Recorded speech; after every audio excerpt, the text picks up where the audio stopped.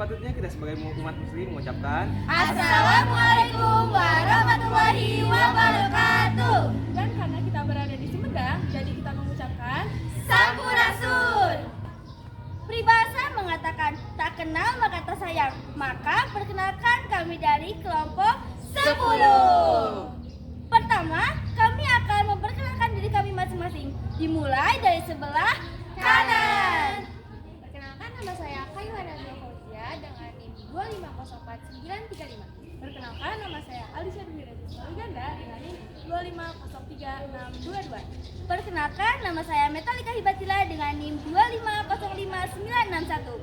Perkenalkan, nama saya Reza Lutfi Aliani dengan NIM 2505190. Perkenalkan, nama saya Nika Fajar Ramadan dengan NIM 2506912. Kami dari kelas 1B.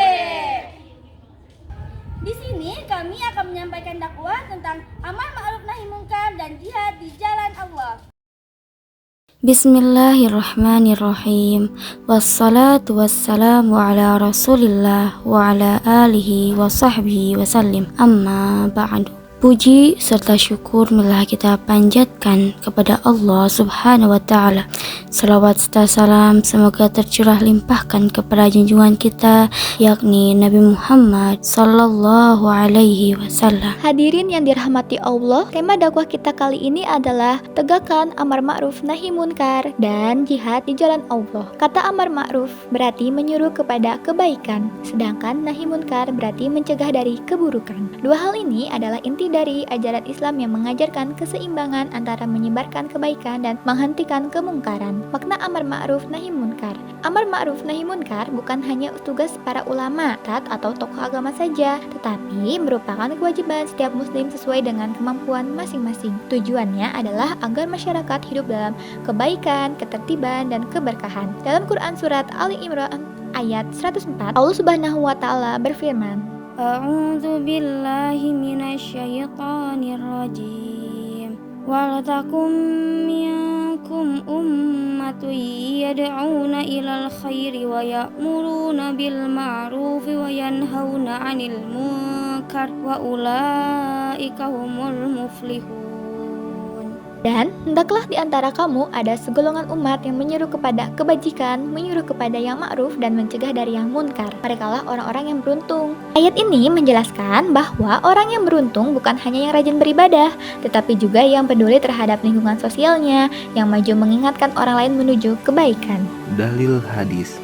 Rasulullah Shallallahu Alaihi Wasallam bersabda, barang siapa di antara kalian melihat kemungkaran, maka ubahlah dengan tangannya. Jika tidak mampu, maka dengan lisannya. Dan jika tidak mampu juga, maka dengan hatinya. Dan itu adalah selemah-lemahnya iman. Hadis riwayat Muslim. Hadis ini berarti tidak ada alasan bagi seseorang muslim untuk diam terhadap keburukan di sekitarnya. Mengapa amar ma'ruf nahi munkar penting? Karena ketika kebaikan tidak ditegakkan dan kemungkaran dibiarkan, maka masyarakat akan kehilangan arah dan nilai moral akan rusak. Dalam sejarah Islam, kehancuran suatu umat seringkali diawali dengan hilangnya kepedulian terhadap amar ma'ruf nahi munkar. Allah Subhanahu wa taala mengingatkan dalam Quran surat Al-Maidah ayat 78 sampai 79. Artinya, telah dilaknat orang-orang kafir dari Bani Israel melalui lisan Daud dan Isa putra Maryam. Yang demikian itu karena mereka durhaka dan selalu melampaui batas. Mereka tidak saling melarang perbuatan munkar yang mereka lakukan. Sungguh amat buruk apa yang mereka perbuat. Cara menegakkan amar ma'ruf nahi munkar. Menegakkan amar ma'ruf nahi munkar harus dilakukan dengan ilmu, hikmah, dan kasih sayang. Contoh-contoh penerapan dalam kehidupan. Kita juga bisa menegakkan amar ma'ruf nahi munkar melalui sosial media dengan menyebarkan pesan dakwah, kutipan Al-Quran, atau video edukatif yang membangun. Selanjutnya, amar ma'ruf nahi munkar adalah bentuk cinta. Ketika kita menasihati orang lain agar meninggalkan dosa, itu bukan tanda kita lebih baik, tapi tanda kita peduli. Rasulullah Shallallahu Alaihi Wasallam mengajarkan bahwa umat Islam itu seperti satu tubuh. Jika satu bagian sakit, maka seluruh tubuh akan merasakannya. Begitu juga Jika kita melihat kemunkaran di sekitar kita, jangan diam, karena diam berarti membiarkan kerusakan terjadi.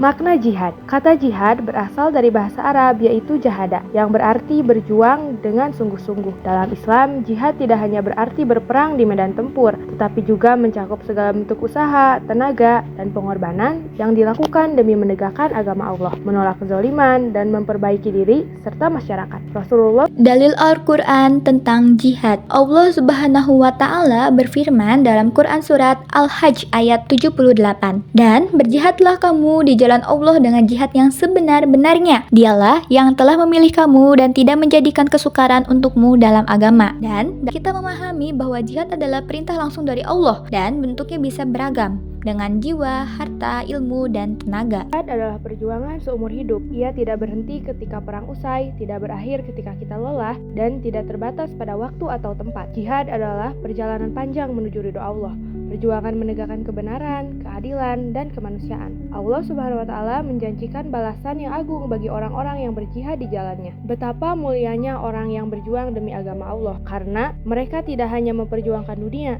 tetapi juga akhirat. Hadirin yang dirahmati Allah Subhanahu wa Ta'ala, marilah kita jadikan diri kita sebagai mujahid di jalan Allah, bukan hanya dengan pedang, tapi dengan ilmu, amal, dan ketulusan hati. Mari kita mulai jihad kita dari hal-hal kecil seperti melawan kemalasan, memperbaiki akhlak, menolong sesama, dan menegakkan keadilan. Karena sesungguhnya jihad bukan tentang siapa yang paling kuat, tapi siapa yang paling ikhlas berjuang di jalan Allah. Semoga Allah Subhanahu wa Ta'ala menjadikan kita hamba-hambanya yang istiqomah dalam berjuang, sabar dalam menghadapi cobaan, dan teguh di jalan kebenaran. Amin ya rabbal alamin. Wallahu a'lam bishawab. Wassalamualaikum warahmatullahi wabarakatuh.